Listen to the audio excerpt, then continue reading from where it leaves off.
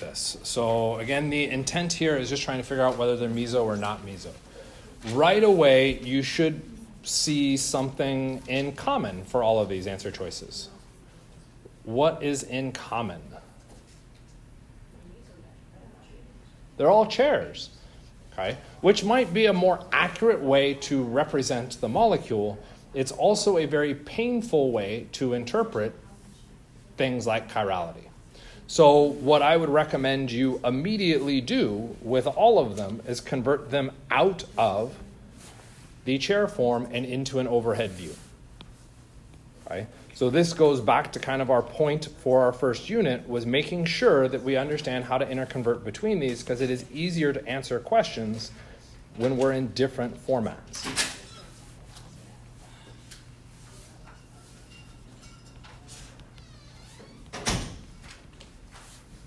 Okay. For me, kind of arbitrarily, I'd pick that as carbon number 1, which looks to me kind of upper leftish corner, so that at least aligns with my overhead view. If I'm going to call that carbon number 1, I'm going to count carbon 2, carbon 3. Which direction am I moving around the ring or around the chair? That's a hard question. Clockwise or counterclockwise? Clockwise. Do you all agree with him?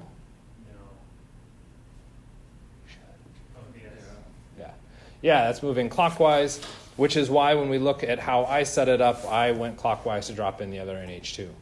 Okay, the next part, because we're talking about meso, this is dealing with stereoisomers, chirality, we're going to be worried about wedges and dashes, so presumably every single one of these, a wedge and a dash, may make its appearance, which means we need to be very careful about their relative alignment. Okay, to decide whether we want these wedged or dashed, it's going to come in from deciding where we're looking at this chair. Are we looking at it from the top, or are we looking at it from the bottom? And if you feel a little nervous about answering that question, it literally doesn't matter. What we're trying to do is identify where we're looking at it, so that once we know where we're looking at it, we can draw it in a different format. So it's up to you which format you feel is easier to see.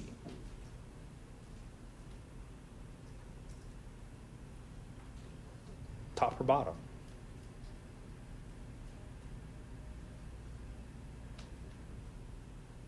So you're like, I don't feel like any of them are easier to see. Fine, we'll draw both of them. We'll draw both the top and the bottom. Okay? Which if you're at that point and you're like, I don't know which one is easier for me, then you should draw them both. So you should get used to that overarching kind of format. There's our NH2, NH2. I'm going to call the left the top and the right the bottom one. If I'm looking at it from the top, the NH2 at position 1 is coming straight up at me, which means the NH2 at position 1 needs to be wedged. If I'm looking at it from the top, the NH2 at position 3 is going away from me. It is an equatorial position, and the equatorial are challenging to see. If we've drawn it nice, since it's digitally done for us, it is drawn as nice as it's going to get. You can hopefully see that if we put an arrowhead on that, going from the ring to the substituent, that we're mostly aimed down. If you have a hard time with it, that's okay. That's common. Draw the axial position. Where's the axial aimed? Up, which means the NH2, not being axial, must be aimed down.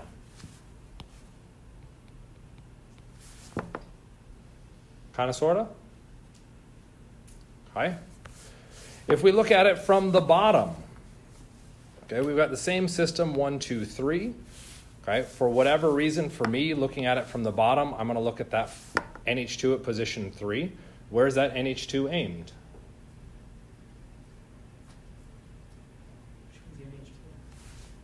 At position 3, that NH2. When I'm looking at the structure from the bottom, where's the NH2 aimed? It's going to be coming towards me. Okay, again. So what Adolfo just said there for the recording here is it's going down. Adolfo should have answered my initial question, which one is easier for him to see, top or bottom? Top. absolutely easier for him to see, because the way he just described where that purple now NH2 is aimed is based off of the top viewpoint. He's not seeing the bottom viewpoint well. Okay? He is able to make the translation, which is good. Okay? So good job. Okay? Coming at me, where's the other NH2 going? Other way is fair. Away. Okay? And what I now have are those two potential viewpoints. Now that I'm in these viewpoints, I can run through the process of answering the question, is it meso or not? Okay, well, how do we know whether we have meso or not? You have more than one point. I'll help you out. It's not more than one point, it's more than one chiral atom. Okay, so for it to be meso, you must have at least 2 chiral atoms. Okay, that is going to be a requirement for a meso compound. Okay. The other thing that's a requirement for it, It's the same.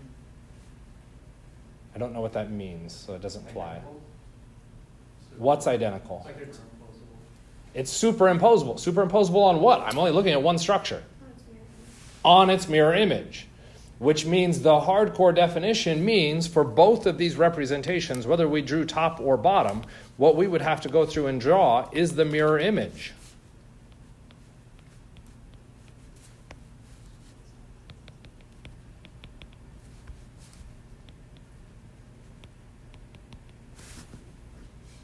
Okay. And then I'd have to ask the question, is that structure superimposable on the original? Okay. Recognizing whether it is or not becomes challenging. The cyclohexane ring superimposes here, but then the nitrogens aren't even remotely close to where they need to be. So what we might do is a rotation of this structure, just in the plane of the paper. Okay. I'm going to erase all that because I need more space. Okay, and as I rotate that structure around, then nitrogen, I need to be in this upper corner to make that rotation around. That would be there, which then means the other dashed nitrogen is there. Are those structures identical? No. They're not superimposable. Ooh, what does that mean? Meso. It's not meso. Okay. Is that a law of drawing? Yes. Okay. Is that painful? Yeah? Okay. That's up to you to decide kind of your limits. Right? Are there other ways to go through and do it? Yes. Let's walk through some of those other ways. This route that I just went through and did is exactly what I would do. Okay, for the record. Okay, at least when I was taking OChem. Okay, which meant I was horrendously slow. Did you have the dropping model No, I actually had the gray box, which I never used because it was irritating to deal with all the popping sounds. Okay.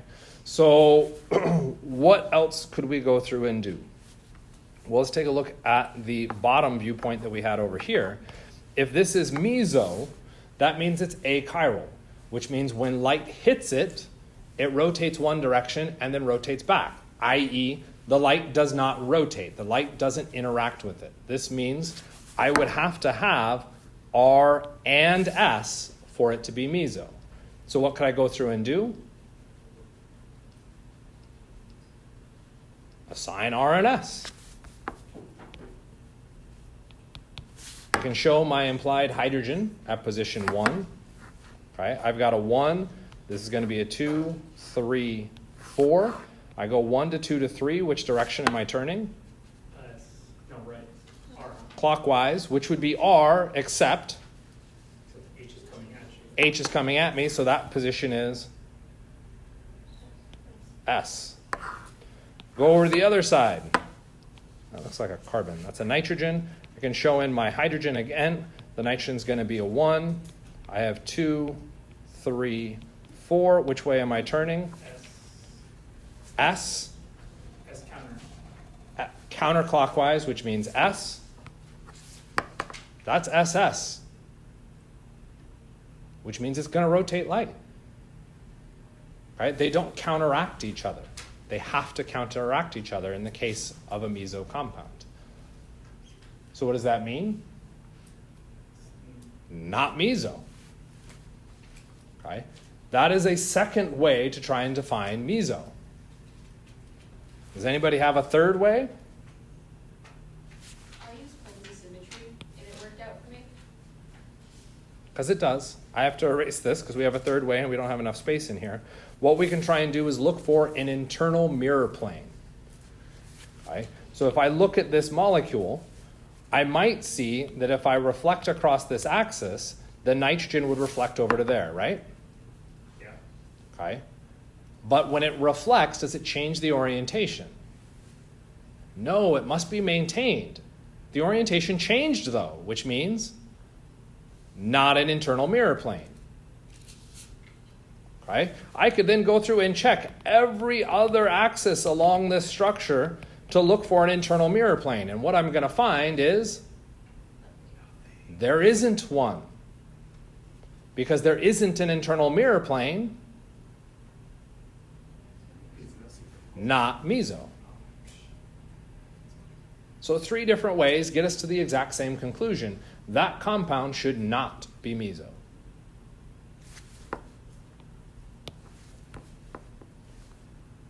Should I have left that up there? Are we good with what was drawn?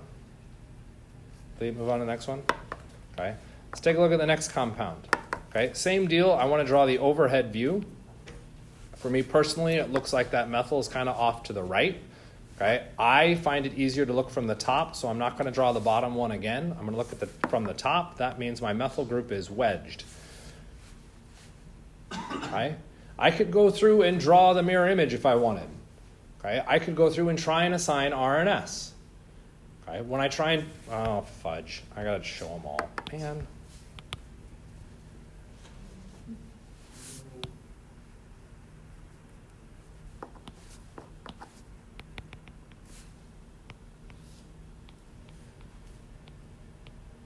Mirror image, right? Is the mirror image superimposable? No. I mean, if you flip the, yeah. How about I just rotate the molecule just a little bit? Yeah. Is it superimposable? Yeah. Yes. Ooh, it is superimposable on its mirror image. Does this mean it's meso? No. Why not? Back to our initial reference, we have to have 2 chiral atoms. Okay? Do we have 2 chiral atoms? No. No. How many chiral atoms do we have? 1. 2 maybe actually. No, 1. The answer rhymes with hero. 0. There are no chiral atoms. If we attempt to go through and assign R and S chirality to this, we've got a CH3. The H for sure will be a 4. Okay? These carbons, our CH2s, are higher priority than the CH3, but I can't tell a difference between the CH2s, so I'll navigate to the next carbon. Both of those are CH2, so I'll navigate to the next carbon. They now overlapped. Can I tell a difference between them? Nope, which means no chiral atoms. If there's no chiral atoms, is it meso? Yeah. Can't be. This is also not meso. What else could we look for? An internal mirror plane. It does have an internal mirror plane that splits that carbon atom in half. Right? So we might go, oh, it's got an internal mirror plane, so it's meso. But again, the requirement for meso is that you have to have 2 chiral atoms. Okay? So in our checks, it's not just does it have an internal mirror plane, it's also does it have 2 chiral atoms. Okay? And if you remember to the flow chart that everybody hates, but that flow chart specifically asks, does it have 2 chiral atoms to get to meso? Okay? So we have to be very careful about how we approach and look at each of these pieces. Does that make sense? Should I go through and do them all? I mean, I'm in the middle of the question, so yeah. And this is you. Do you want me to do them all? I think I got it. You think you got it? Okay. Okay. But within this, what you're trying to do is first get it into a configuration that's easier for you to interpret. Okay? Some people like chairs. They're weird. That's okay. Okay, we're all weird. You're taking OChem. Right? Sorry, it wasn't intended to be a joke, but that's okay. Right? What you need to do is get it into something that allows you to interpret without losing information. And that's a hard process. That's why we talk about it in Unit 1, to get you starting to get comfortable with that so that we can start doing these deeper applications. Okay? Did anybody else want me to go all the way through? I know it was Ivan's question, but if anybody else wants me to do it all the way, okay. I mean, I know it, but give me the answer. Rude.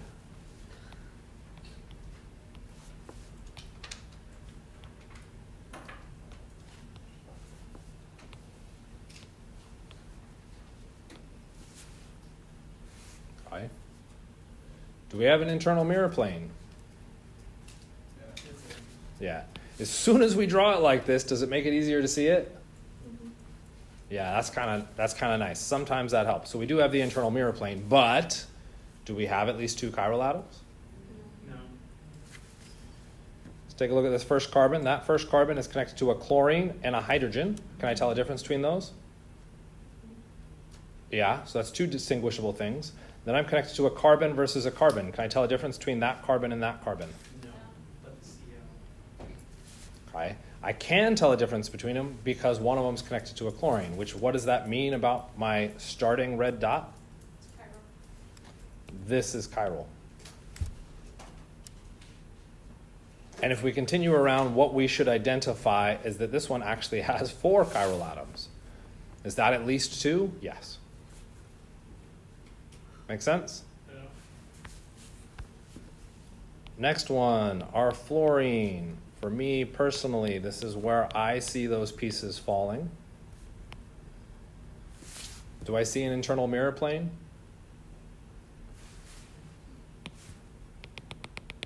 I should have that internal mirror plane running through it. Do I have chiral atoms? Fluorine versus hydrogen, I can tell a difference. Carbon versus carbon, maybe not, but one of those carbons goes out to a fluorine, the other one goes out to hydrogen. So I can tell a difference between the carbons, which means I've got 4 distinguishable groups, which means that is indeed a chiral atom, which then also means this one's going to be a chiral atom. Do I have 2 chiral atoms? Yes. So that one has an internal mirror plane and 2 chiral atoms. So both of these should be in the meso category. Both of these should be in the non-meso category. Yeah? Do we feel better? Keep going? Because I think there's 2 more that are off screen. Do I need to keep going? Should I keep going? You got it? Okay, that's fine. Just checking. And we can absolutely keep doing it. It's just we're walking through that kind of pattern and trying to set that up. Okay. So your first step, get it into a format that's easier for you to interpret. Right? And I think that should make it more apparent. You just made a face, so it makes me think you're answering it and you got it wrong.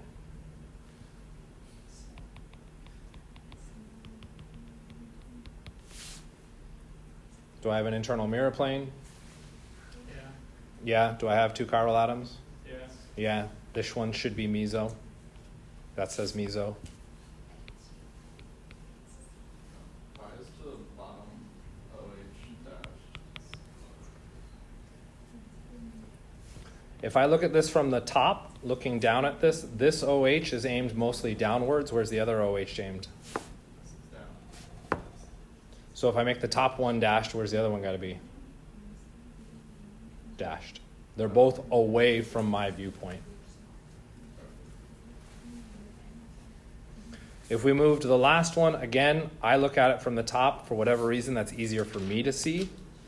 The CH3 is coming at me. The OH is coming at me. Do I have 2 chiral atoms? Yes. Do I have an internal mirror plane? Yes.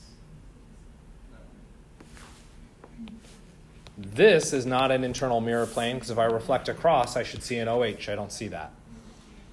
Okay? If I tried to go here and I reflect across, I should see the OH over here. Yeah. I don't see it, which means there's no internal mirror plane in that particular molecule. Are mirror planes easy? No.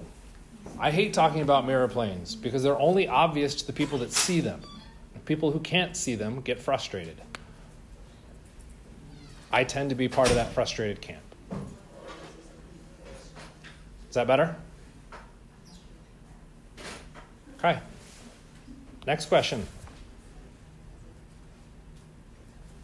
Big O over 5 into the sample.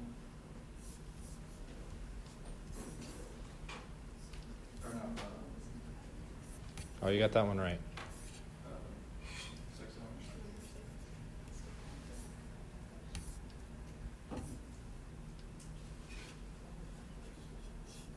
What we want to do is actually leave the OH where it is. Okay. So this one's going to get real nitpicky with kind of your perspective on it. We want the dash wedge. So the first thing that we've got to kind of nail down here is, what does the Fisher projection mean? Okay? Because all of these look like solid lines. And if they're solid lines, what does that mean? They're all on the same plane. Can that be physically true? No. So Fisher is making some simplifications to the drawing system because he's a biochemist and doesn't like looking at actual three-dimensional molecules. Admittedly, this is pretty legit. He did a really brilliant thing when it comes to Fisher projections, and it is very useful when it comes to biochemistry. Okay? But I can't say that because it started with bio. Okay? So if we go through and look at this, what he has done is change the viewpoint on the molecule so that everything on that vertical axis is aimed away from you. And everything on the horizontal axis is aimed at you. And you might wonder, like, is that physically possible? If we take a tetrahedral carbon, we would say, well, I've got 2 in the plane and 2 out of the plane. How do I orient this so this could be true? None of the bonds are in the same plane now. Okay?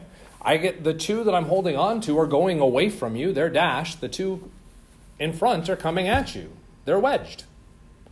Okay? Where this gets a little bit strange is what happens when we move to the next carbon. Okay? So if we were to look at this structure from the side, we would probably pick this zigzag shape, right? Why do we pick the zigzag shape? Main chain. Why do we pick the zigzag shape? The nomenclature inside. The Newman projection shows that the zigzag shape is lowest in energy. Okay? That's why we draw our structures as zigzags. Okay? That's the intent behind that. It also helps clean things up. When we draw our wedges and dashes, they're aimed opposite directions. They aren't all in the same space because that would get crowded. That would look kind of like what Fisher's got drawn here.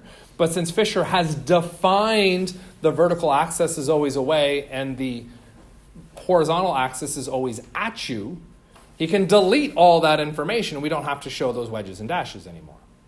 Okay? But it does kind of beg an interesting question. If we were to look at this front carbon, the 2 bonds connected to it are aimed away, right? What happens to the 2 bonds on the horizontal axis? Well, they're aimed at you. But what happens when I move to the next carbon and back? The next carbon in that chain, what happens to that bond where it connected up to the previous carbon? With respect to that next carbon, it's going forwards.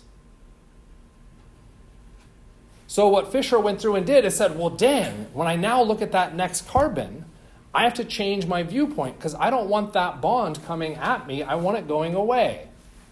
So what he went through and did a rotation, and holy snap, now it's going away from me.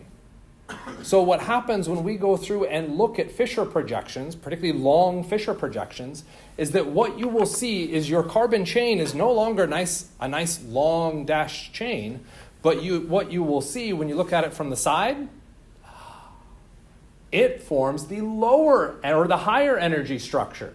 It forms it in kind of this boat shape. And that when we look at it from the Newman projection, everything is now eclipsed. We go, well, that's nonsense. We shouldn't do that. That's high energy. When we look at carbohydrates, which is why Fisher exists, the carbohydrates tend to cyclize and end up forming secondary structures anyway. So what he's trying to do is simplify the viewpoint so that I can get a little bit more information out of it fast, very particularly to carbohydrates. We're in OChem, we aren't studying biochemistry, so what we will do is look at how Fisher can apply to all molecules. Yay! So when we go through and look at this one, that's the overarching kind of idea behind this. So where we want to start is pick how we're going to turn this molecule to look at it from the side. So how do we want to do this? Because right now what we effectively have is this chain going up and down. The zigzag is coming in and out at you. Okay? We're looking at the structure kind of like this. I want to look at it from the side. So my question again is, how do you want to look at it from the side? Newman projection isn't looking at it from the side. That's looking at it bond on. That's not a side view. I want a side view. How do I look at it from the side? Okay. People over here should be like, this is stupid, Mike. I'm already looking at it from the side. I know. Let me turn it over to you. People over here are like, this is stupid, Mike. I'm already looking at it from the side. What are you doing to look at it from the side?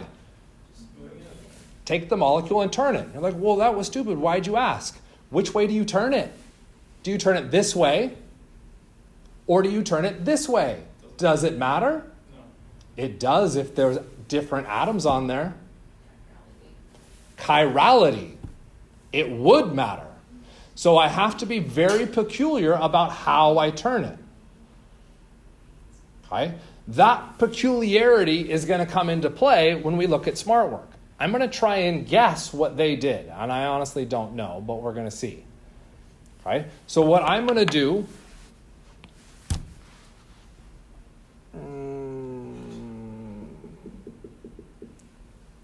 I'm actually trying to guess what they didn't do, to be honest. I'm going to say that we're going to take this OH, and instead of it being kind of aimed at us, I now want to turn it this way, so it's aimed away from me. What's that? Leave the OH where it is in what? The drawing that you're supposed to be drawing. So they've provided a skeleton structure saying that when you do this, there's two ways you could look at it. They don't want to key multiple ways to look at it from the side. So what did they do? They turned it and then said, here's the OH. Draw that viewpoint. Now they don't have to key two different answers. Right? They only have to key one. Why would they do that? Because there's a myriad of ways that you can screw this up. And it's not just a question of keying two different answers. It's a question of keying 5 or 6 different wrong answers. That becomes the problem. So they've shifted it to the side view and said the OH is aimed a particular direction. I'm going to guess that they want the OH aimed at you, which is why I'm going to take this whole molecule and I'm going to pull it that direction. If I pull it that direction, call that my black carbon. We'll call this my purple carbon. Okay? That black carbon is then going to be connected to a CH3 that's now in the plane of the paper. Okay?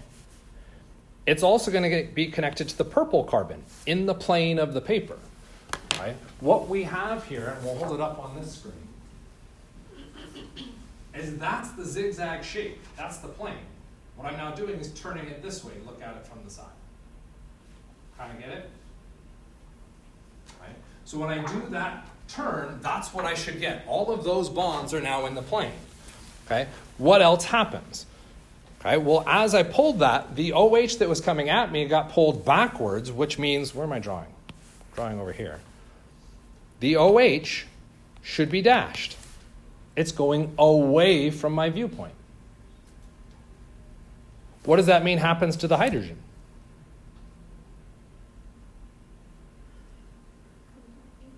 It's still coming at you. Is it going to be on the left-hand side anymore? Is that left-hand side? Yeah, right? Yeah. It's now going to get pulled over to the right-hand side. I have to draw my hydrogen over here.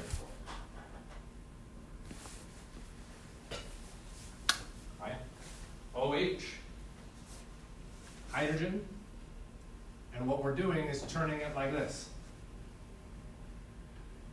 There's no way that the H can be drawn that direction. That's not physically possible. Does that make sense? So I have to draw it on the side where my OH is. We good? What happens at the other carbon, our purple carbon?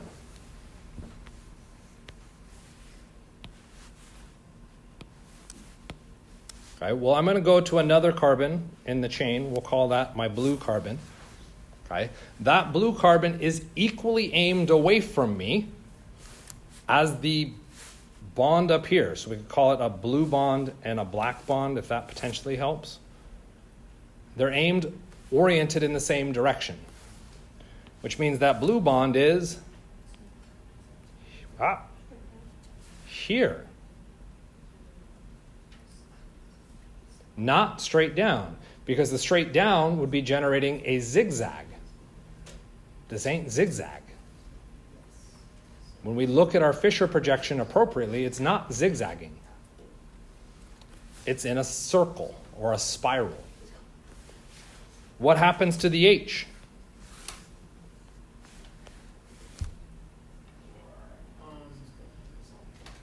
Away. Away from you.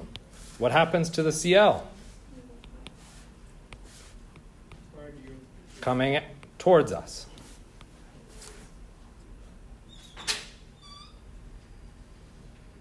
Hooray! We're good. Okay. And now we would theoretically have an answer, but if we look at this, this is going to be kind of interesting, because if we're drawing our dash wedge, that's kind of our backbone.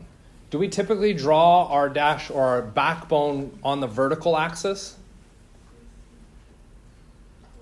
If I asked you to draw a hexane right now, how would you draw it? Not cyclohexane, straight chain hexane. You would draw it on the horizontal, which means more than likely, what else have they done?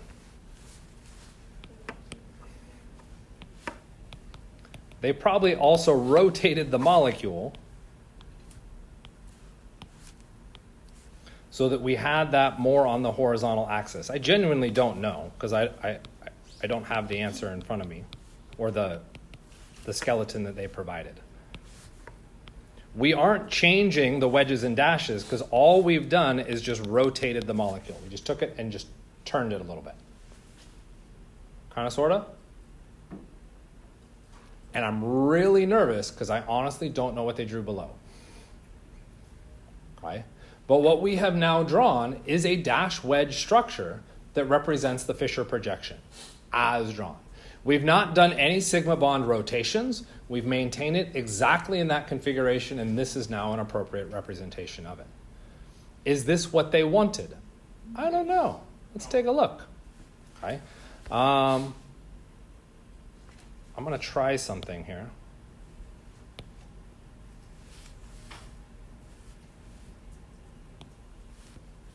I genuinely don't know if this will work either. I have to close out of the drawing. Oops, dang it. Did you all draw it?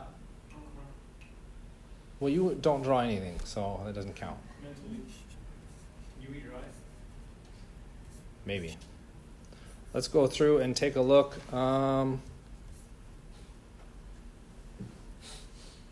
Sweet. Assuming you didn't move the OH around, did you leave the OH alone? Yeah. Okay. Did they do the same rotation I did? I think so. Let's see. Is this going to work? Paste. Oh, look at that. Did they do the same yeah, there it is. Okay. Did they do the same rotation I did? Yeah, I guess so. Where's the OH in my drawing? On the left. Where's the OH in their drawing? On the right. Did they do the same rotation? No, they did not. Right? That's what I was trying to do. Right? Is this an equally valid representation for the Fisher projections? Yes. Is it what they wanted you to draw? No. No. Right? And you'd be like, well, that's rude. Why, if it's equally valid? They put something in here. They said that the OH cannot be moved. Right? I moved it. Right? I looked at the structure where it's in a different spot. As soon as it's been pinned in there, you can't move it. They say don't touch it. So you now have to manipulate whatever we drew, so we'll try that here in a second, because this is valid, and turn it to the correct orientation so that it aligns with the OH being wedged. I'm trusting you didn't move this. You didn't move the OH, right? You sure? Yeah. Okay, because this would be embarrassing. It's always embarrassing. I do it. All right, so I want to take this molecule. The OH needs to be on the right-hand side. So what do I need to do to my molecule? Flip it over. Awesome.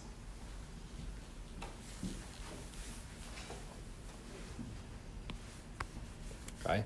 The backbone really doesn't change much, except that I did color this differently, right? I called that one blue, so where's my blue now going to be? It should be on the other side. Okay. What happens with my OH? It's now on the right-hand side. It was aimed away, but I picked the structure and flipped it over, which then means it's coming at me. Okay.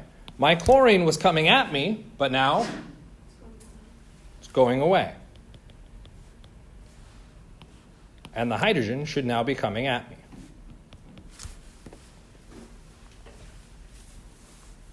Hi.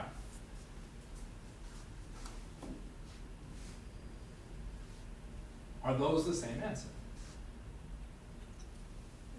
No, that's why you're wrong. All right, so now we'll try one more thing. Because my copy-paste worked, I'm kind of excited about that.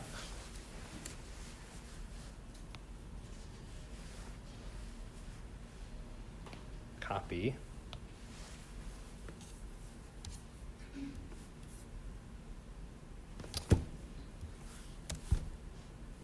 Very rude. It should have shown me the solution. 6.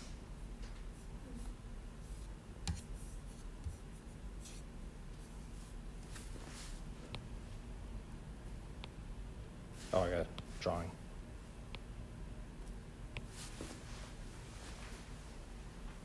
Done.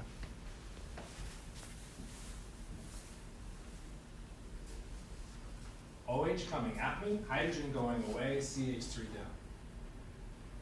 CH3 down, chlorine dashed, hydrogen wedged.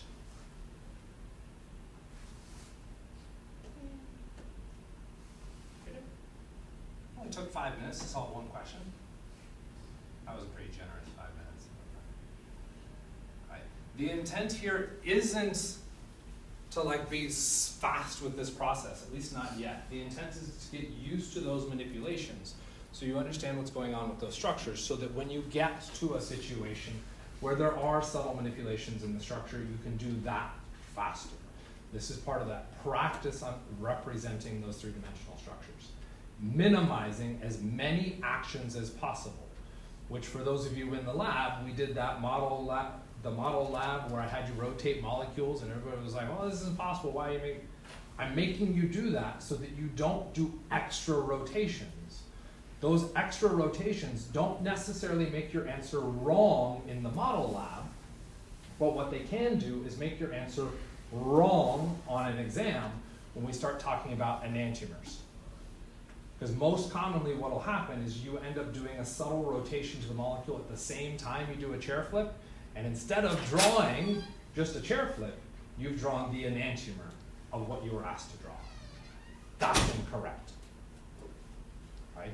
So very subtle changes in how we represent structures make a big impact in our overall answers when we look at them, both within multiple choice and drawing things out. Excited? Yeah? Do you got another question? 8. Okay. Does anybody else want to interrupt? With, Well, other questions, I guess. how's your day? Is it because the OH is on the right side of the Fisher projection, it has to be on the right side of this one? Yep. So if it was on the left? No. Interesting question.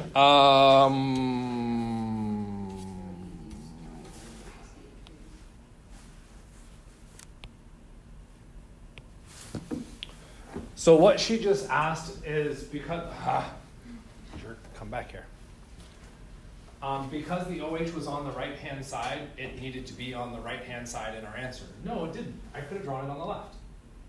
This is a valid representation, side view, of that Fisher projection. It absolutely is. It's not answering the question, because the question wanted the OH on the right-hand side.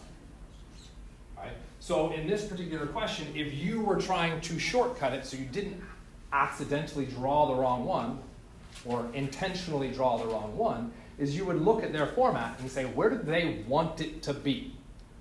They want it to be here. I'm going to do the manipulations necessary to get it to that position. Right? So you have to focus based off of how they're directing you to get there. Does that make sense? So it's not just because it's on the right. That's really arbitrary. They decided that's how they wanted it drawn. So they had to tell you that. I can almost bet you they didn't have that information in there first. They just said provide the wedge dash, and somebody drew the top one and got it wrong. And then some instructor went in and was like, no, that's totally right. Why are you taking off points? And I'm like, oh, crap. We need to remove those other options. So they changed the directions to say, you have to have the OH here.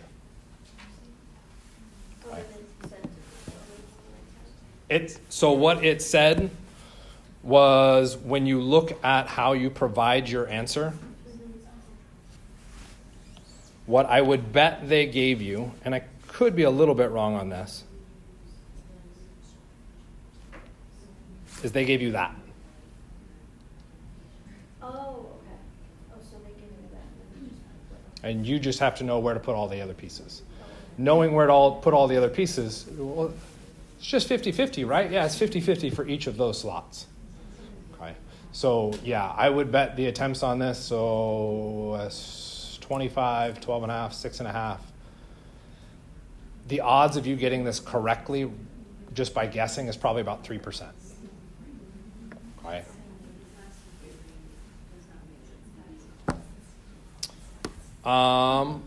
And I drank way too much water. I should stop being hydrated. Oh, man, I don't know. I can just walk out on this one. Oh. I should just bring a bucket and I can just sit back here. Oh, damn, that was recorded. Have you ever gone to a concert? Well, yeah. You ever done the whole, bottle the leg method? Yeah, that's like the bucket, though. Everybody was kind of upset with the bucket. Okay. What is combustion? Explosion. Weak, not so strong. You're killing me. Okay? You're taking an organic compound, carbon and hydrogen. You react it with oxygen gas to produce CO2 and water. Okay, what else does it produce? Yeah, there it was. Heat. Okay? Heat is an energy, so that if we were looking at this as a chemical reaction, okay, moving from reactants to products, we would start with our reactants. Okay, we add a little bit of initiation to go up over the activation barrier, and then what happens?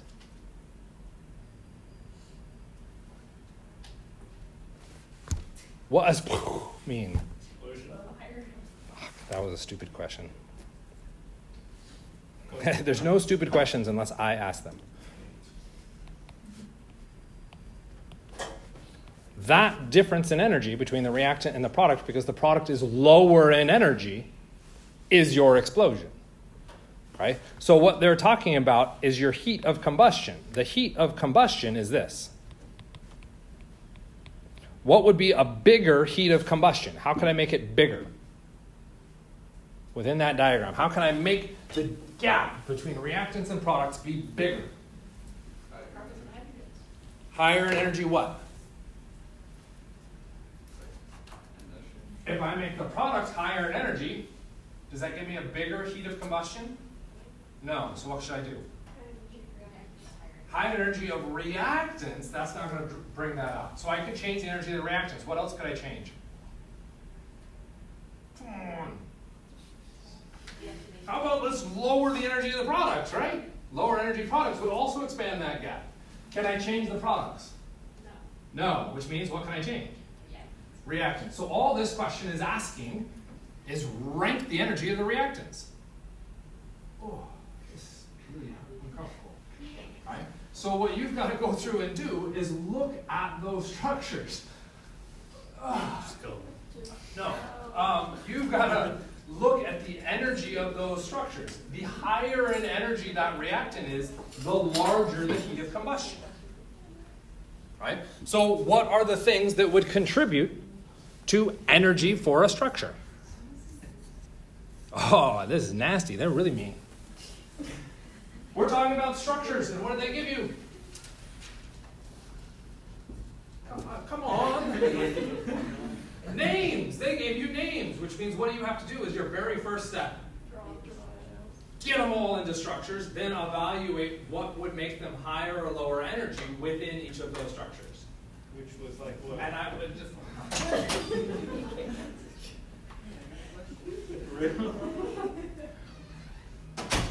What is your question?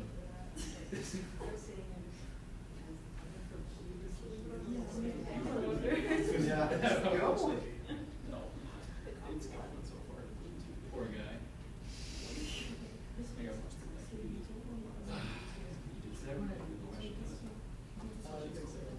Because I don't have this question. I don't have the other one either. Yeah. I was like, yeah, I just was able to, and I'm like, yeah, dang.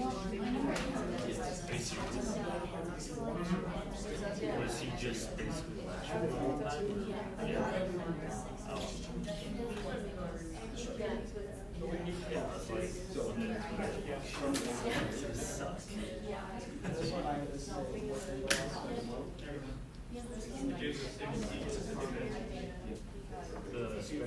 Yeah, no. Yeah. So what'd you get?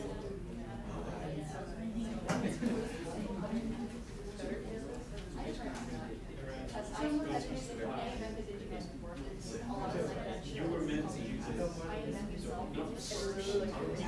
Bro, you're a genius. What there is about. So then I'm going to set it. I'll get that. Yeah, for real.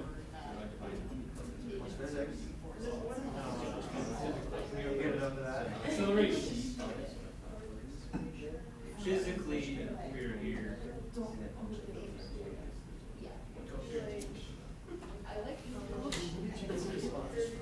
Go teach how to look so. You're always gonna so seen. I don't see that you think good. I see why you failed. F, finally failed. Yeah, that's it. Nobody drew any of the structures. Come on. Yeah, All that.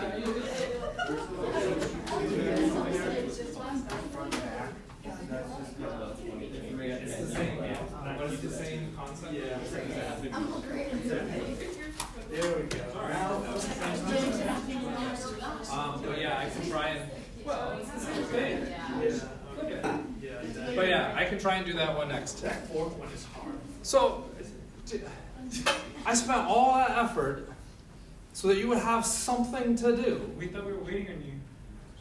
You're concerned for the well-being of your bladder. You have to suffer with us.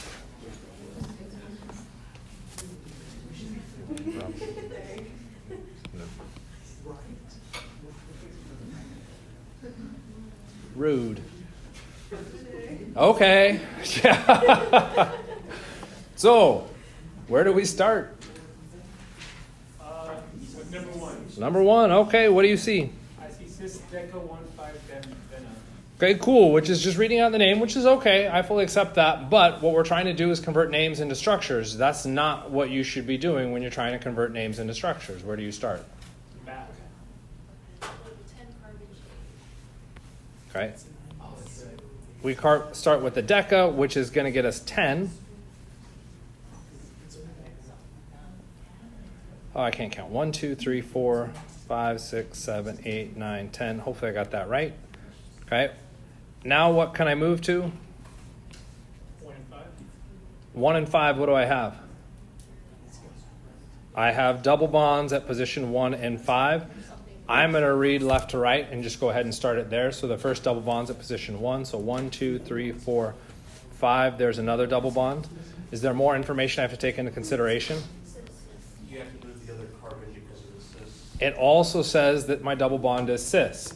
Which double bond is it saying is cis? It would be 5, and it's one that's relevant. Okay. Position 1 can't be cis or trans. So if we think back to Unit 1 where we said we need to be able to identify whether it has cis-trans isomerism, ta-da! This is why it's relevant.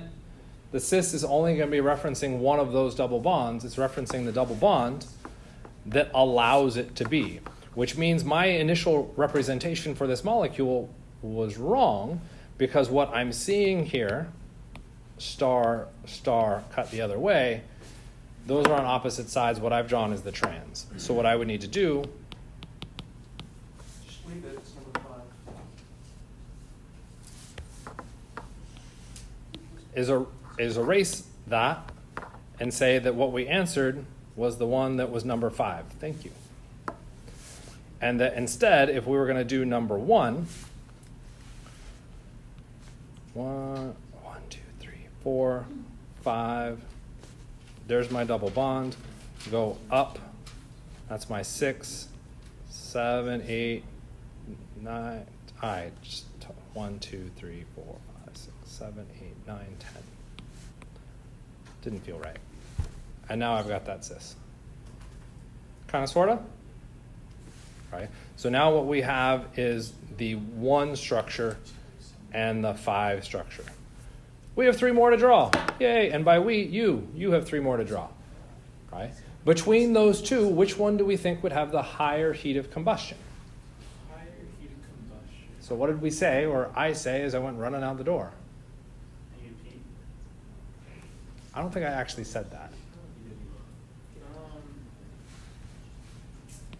We looked at an energy diagram where we had reactants and products. The higher heat of combustion had the larger difference between those two. The only thing I can just adjust when looking at my heat of combustion is the energy of my reactant. If my reactant energy goes up in energy, what happens to my heat of combustion? Easier to happen. It gets bigger. So the higher heat of combustion is going to be for the less stable of those two molecules. Which one is less stable? Big bottom. Why? Looks ugly. Not good enough. Earlier, we used the zigzag because of the Newman projections. It's like lower energy, so it looks like it's Our zigzag is a Newman projection where they're all staggered. We run into a slight issue here because they're all in the same plane, but it's talking about doing an eclipsing interaction of the methyl groups or our carbon chain or an anti-interaction-ish.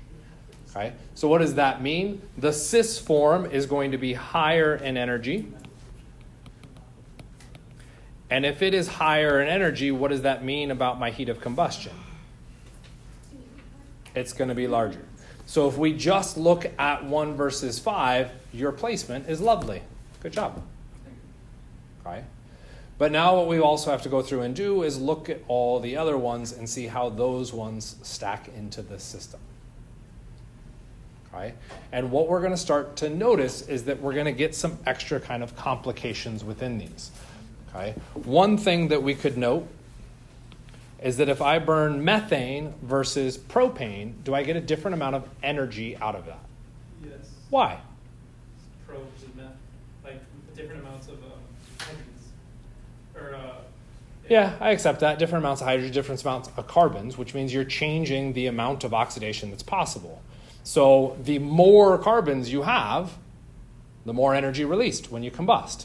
So if we take just a quick interpretive look here, this is deca, the next one is octa. It has less, which means Less carbons, less carbons, which means less explosion. less explosion. Except, what else did they do? They added an ethyl substituent. And ethyl is how many carbons? 2. With the octa being 8 gets me 10. There's my deca. So the number of carbons is not going to affect this. Okay? What is going to affect it is the individual stability of the double bond. Okay? Kind of makes sense? Okay. Within that, I think we can do that one more as an example, and then I'll leave you kind of hanging to solve the others so that we can get to another Fisher thing. So if we look at the 5-ethyl oct-1 or octa-1,5-diene, what's one thing that's nice about that name? That sucked about the first two? So cis or trans. No cis or trans. So something about how we're drawing this means cis and trans is irrelevant. Am I blue? Yeah. 2, 4, 6, 8. Okay. At the 1 position, I have a double bond. Okay. At the 5 position, I have a double 1, 2, 3, 4. 5 position, I have a double bond. And at the 5 position, I have an ethyl.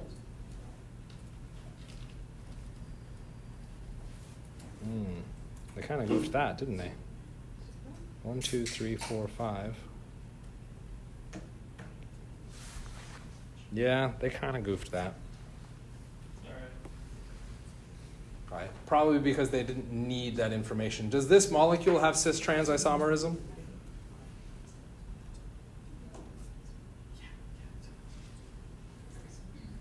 Yes, it does. They should be actually more explicit on defining whether it's cis or trans here.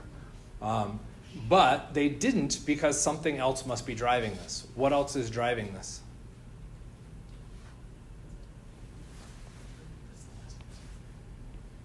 Here's your hint.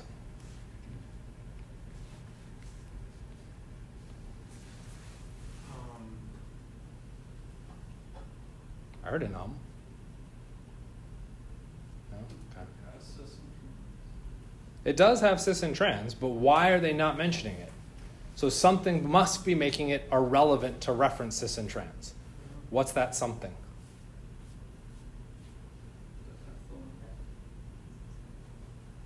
It's not so much the ethyl.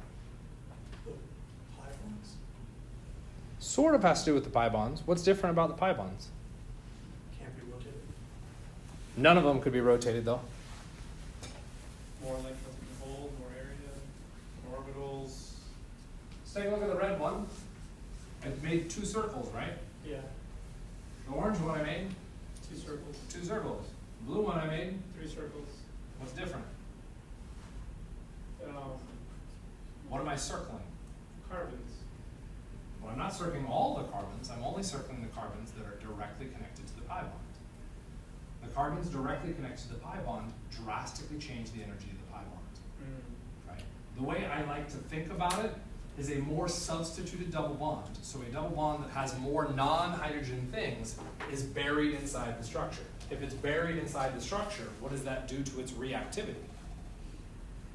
Make it more explosive. Can it get out? No. No. To do the chemical reaction, oxygen would have to get in, and if it's buried inside the structure, that's hard for oxygen to get into. It's less reactive. That makes it more stable. If the blue structure is more stable, what does that mean about its heat of combustion? It's a less heat of combustion, smaller heat of combustion. Right? So we can reference the amount of substitution that's happening around the pi bond. Why is our focus on the pi bond? Or said differently, why are we not talking about this pi bond? That's no substitution. Easier break. It does. Easier break. Yeah, it does. Why do I not care about the first pi bond? When we looked at red versus orange, did we look at the first pi bond? Why not? It absolutely can move, what'd you say? It's the same. If you're going to try and come up with a ranking system, the ranking system is not based off of what is identical, but what is different. So what you should be looking for is just where the difference is. So what is this first pi bond? A distractor. It's irrelevant to the question. But by placing it there, now everybody hyper-focuses and starts to think about it. Look for the differences, because that's going to get you to an answer. Kind of, sort of? So if we were to rank just these three, we want high heat of combustion. The highest heat was the least stable. Our cis, then our trans, and then our blue for the sake of argument. We still have two more that you would have to evaluate, so go through, draw out those structures, and start that evaluation process. Okay, what we're referencing here is the stability between cis and trans, and the stability difference between the amount of substitution on a pi bond. Okay? That substitution pattern is really just saying non-hydrogens. How many non-hydrogens are connected to the carbons of the double bond? Right? And for me personally, I like to think about those non-hydrogens blocking a potential reaction at those sites, which just drops the energy of the overall system. Kind of make sense? Okay. There was a request, so I will double back to that request. Not in this one.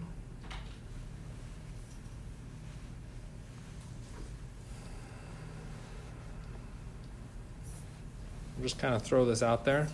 If you go through it and we look at these, you see these P's. Anybody know what those P's are?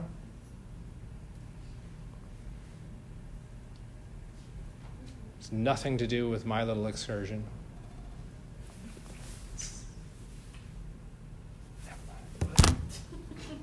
Don't worry.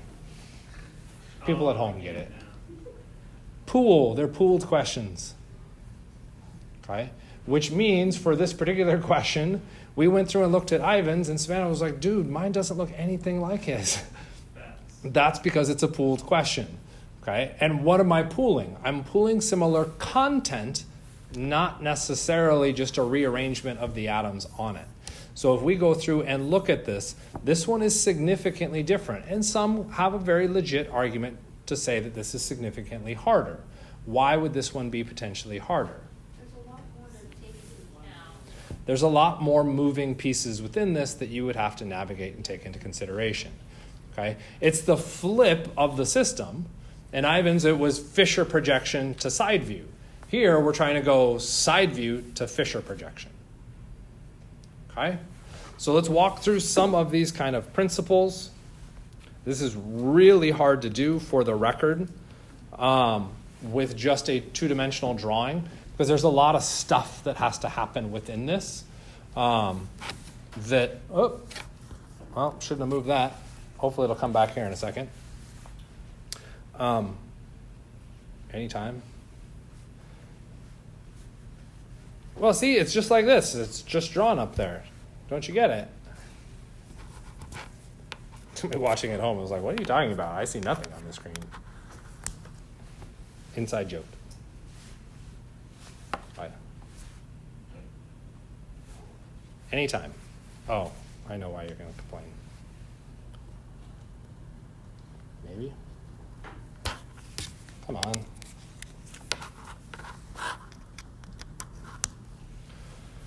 Touchy technology. Okay. Seriously? Okay, there it goes. So first thing we need to do, we want our carbon chain on the vertical axis. Okay, that's the first manipulation. So we've got a carbon chain here. I'll call that a red carbon and a blue carbon, the start and the end of my carbon chain. Do I take the red carbon up to the top and therefore the blue carbon at the bottom, or do I take the blue carbon up? to the top. Red. It sort of doesn't matter, okay? As in, you can still do a Fisher-ish or Fisher-like projection with either of those directions, okay? Savannah, you might have said the blue one needs to go to the top. Why did you say the blue one needed to go to the top? Because when you scroll down and look at how they formatted what they want you to do, they put the blue one at the top, okay? Which is perfectly fair. It's not just an arbitrary system, though. When we talk about Fisher projections, officially, you want the highest priority atom to be at the top of your chain, okay? And if we're looking at that carbon versus carbon, there really isn't much of a difference, except what we're now referencing is kind of our oxygens, okay? And you might be, well, isn't bromine a higher priority? Well, shot myself in the foot. Typically, when we think about Fisher projections, it's carbohydrates. Carbohydrates don't have halogens in them. They have oxygens. And so it's the carbonyl that starts your chain. Okay? So we want our blue carbon up at the top. So the first thing that I would go through and do, and this is going to be painful, I do apologize for this, is I'm really going to kind of take this structure and rotate it up that way. Which means my carbonyl is there, my OH is there.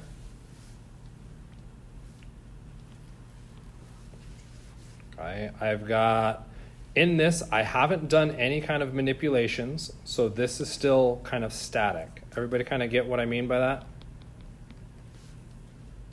Because all I'm doing is taking that side view and just turning it upright. So it's not going to change any wedges and dashes. Those are all going to stay constant as I move through this process. Okay, and then my bromine should be here. I'm going to have my pH. And then my CN. Why am I flipping the N? Because it's connected to the carbon.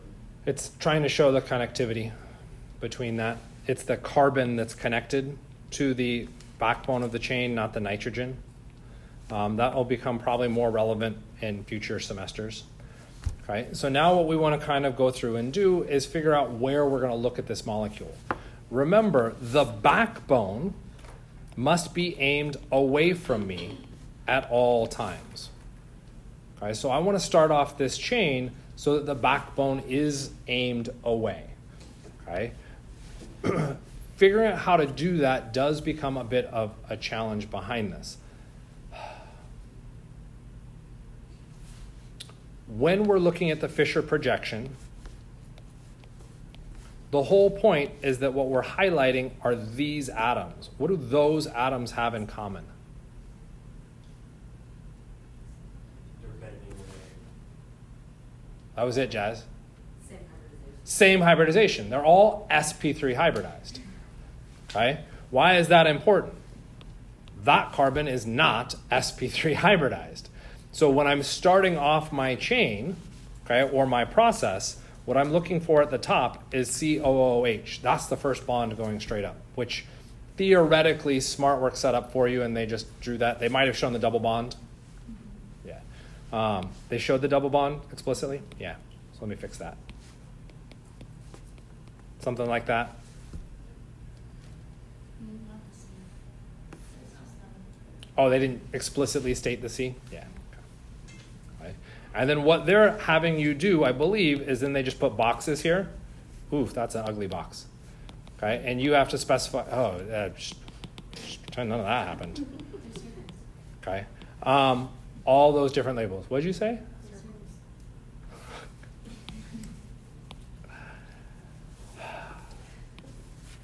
That's mean. No, it's not good. I know. It doesn't change anything. Okay, so now what we want to go through and do is address what's going on behind it. Your backbone needs to all be aimed away from you. The first carbon we're looking at, let's try and use this, needs to be that carbon. Where's that carbon in my chain?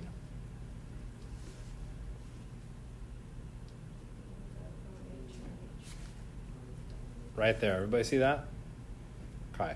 So I now want to look at the molecule, because this is the one that starts everything off, and this one's actually the cleanest. The rest are going to get horrible. Okay, I apologize. It's just the way it is.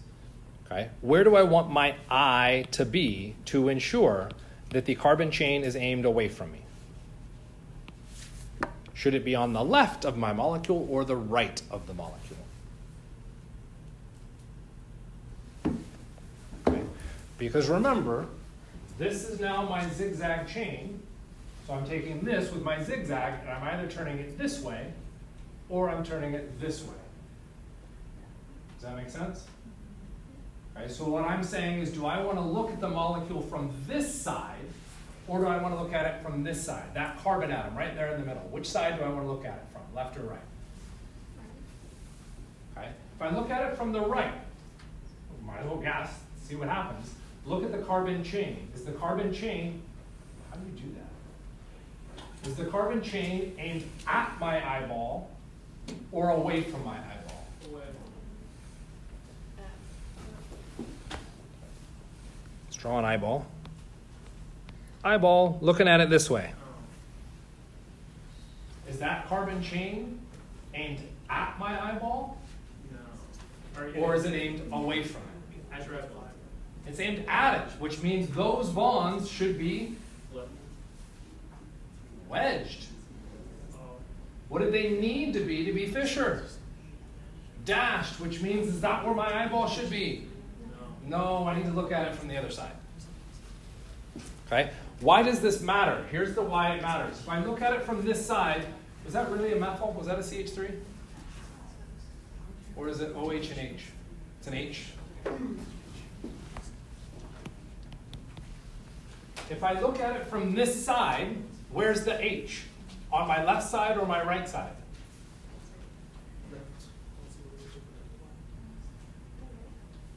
Okay, it's over on that side.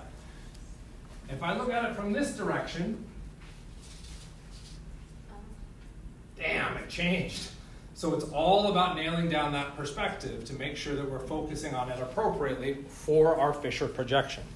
So if we look at that spot correctly, I need to be looking at it from this point. This viewpoint can't change. That's an eyeball. God.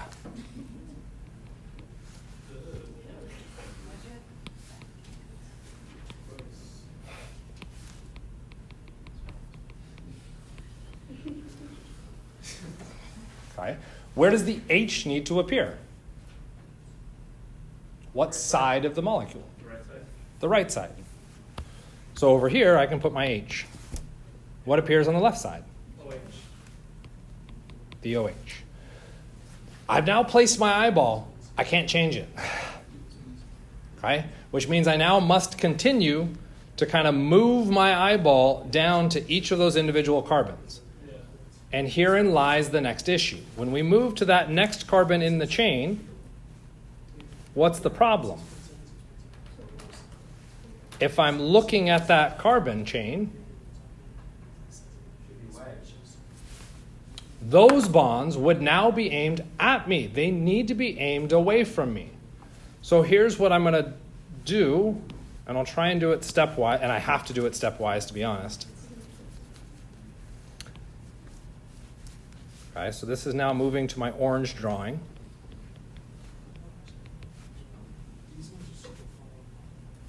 There's my orange spot.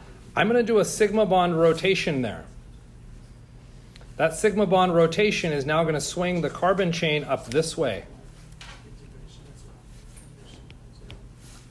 That's not going to change the orientation of this H and the OH because that's still locked in. Okay? So now when you look at it, you'll be like, but I'm not looking at it from the side. You're right. We've now shifted our eye to look kind of down here. Okay? What happened to the positions on that? Is that a CH3? Is that an actual CH3 and a Cl? Or did I forget the hydrogen again? It is a CH3? Okay. What happened to that CH3? Where would I draw it? Because I still have now this wedge and this dash. Goes the other way. So, Because I did that rotation, the CH3 is now no longer wedged. It is. dash. Goes to the left. So now when I look at it, where's the Cl? Right. Whoops. Get it? Okay. As I did that, okay, or that rotation, the bromine wasn't a big deal because that was in the plane. If we do that rotation, we should also see, God, this is one I really need a model kit for. I'm really not going to lie. I think these ones also flip on us, don't they? Should. Oops, that was a CN. Oh no, that's the pH. The NC is to the right. now. NCN. Or no, yeah. Yeah, I think that's right. Okay. And now what happens is we have to move, we're continuing to move our eye down and around, and our eye, yeah, go ahead and turn off your cell phones.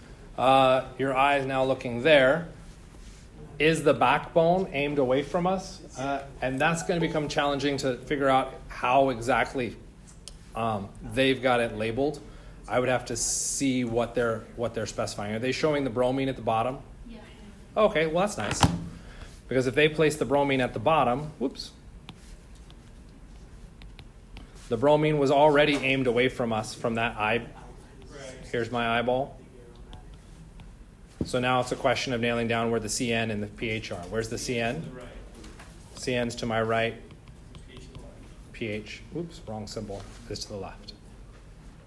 How much do I trust that? Not at all. But that's the process, right? And you're like, well, why are you showing me this? Because I'm going to pull up the actual answer to see how right at all I am. Does that make sense? Right? But that's where without a model kit, that's where I would draw it. Okay? And what you'll find when you do Fisher projections